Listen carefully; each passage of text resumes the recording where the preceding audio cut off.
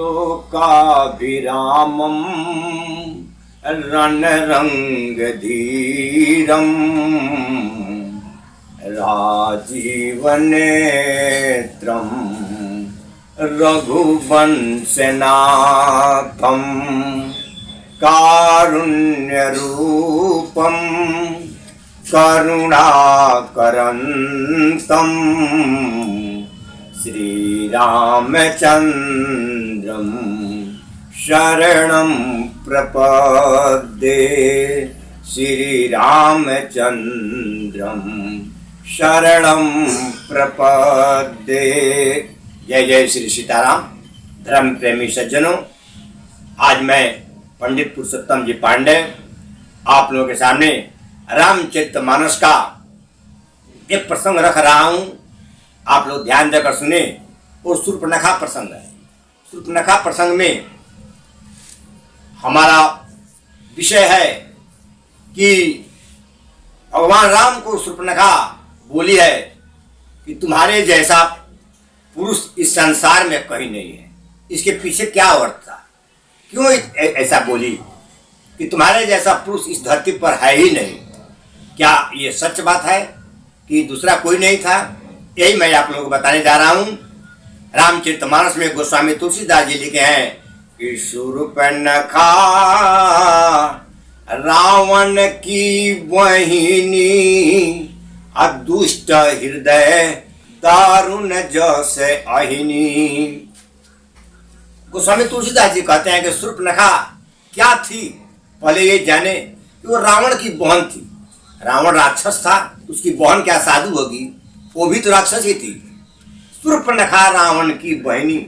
शूर्पणखा रावण की बहन थी। और कैसा थी, कैसी थी? तो दुष्ट हृदय अदारुण जैसे अहिनी। वो दुष्ट हृदय वाली थी, दुष्ट स्वभाव की थी और इतना खराब थी, इतना दुष्ट थी जैसे सांप होता है, सांपिन होती है, नागिन होती है, उस स्वभाव की थी। उस स्वभाव का व्यक्ति क्या कर सकता है? तो पंचवटी सो गई एक बारा देखी जुगल, देखी विकल भई जुगल कुमारा। वो शूर्पणखा एक बार पंचवटी घूमने के लिए गई और वहीं पर उसका नजर राम और लक्ष्मण पर पड़ा। जब दोनों पर पड़ा तो दोनों को देखकर व्याकुल हो गई। अगर उसका प्रेम होता राम के प्रति या लक्ष्मण के प्रति कहीं, तो किसी एक को पसंद करती, किसी एक के पास जाती, लेकिन नहीं। तुलसी बाबा कहते हैं, कितना सुंदर संकेत देते हैं कि देखी विकल भई जुगल कुमारा। एक साथ दोनों को देखकर व्याकुल हो गई। इसका मतलब कि शूर्पणखा में प्रेम नहीं था, वो काम के वशीभूत थी, वह कामी थी, प्रेम और भक्ति नहीं था। और इसलिए वह पहुंचती है भगवान राम के पास। कैसे? तो रुचिर रूप धरी, अपने रूप को तुरंत बदल दिया, क्योंकि तो दुष्ट थी, राक्षस थी। तो रुचिर रूप धरी प्रभु पहयाई, अब बोली वचन मधुर मुस्काई। खूब सुंदर रूप, रुचिर रूप, दूसरे को अपने में बस में करने वाला रूप बना करके और भगवान के पास में जा करके और बहुत मधुर वचन में बोली। क्या बोली? यही ध्यान देने को योग्य बात है कि तुम सम पुरुष नमो सम नारी।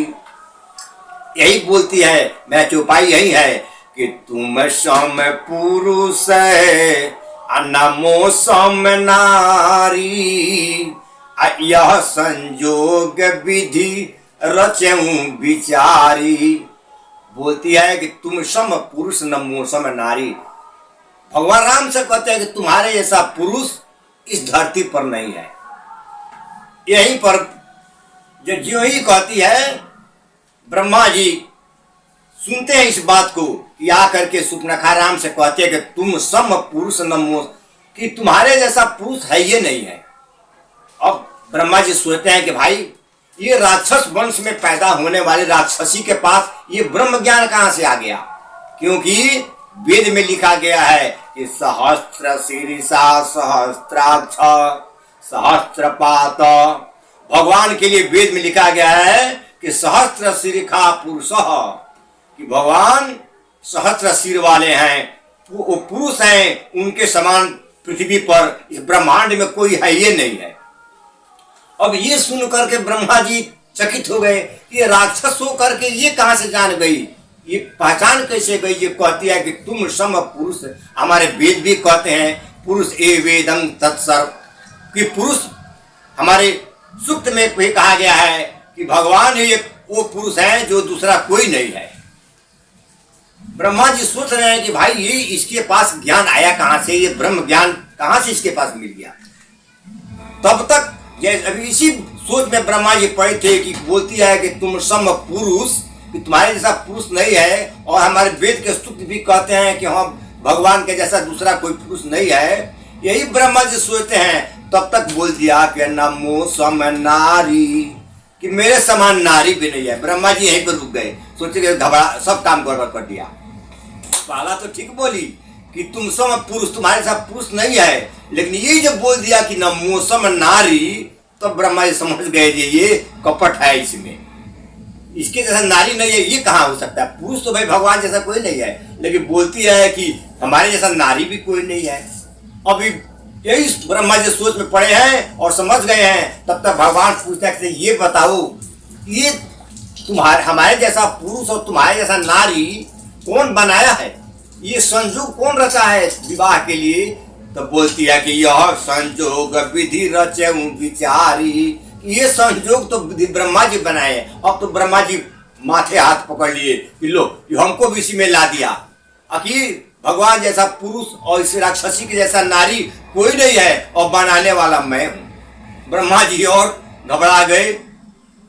बंधु, बहुत अच्छा प्रसंग है, इस प्रसंग को मैं यही रखता हूं। अगले वीडियो में आगे का बात बताऊंगा, और आप लोग यह इतना ही सुन करके और विचार करेंगे, फिर आगे क्या हुआ मैं अगले वीडियो में बताने का प्रयत्न करूंगा। जय जय श्री सीताराम।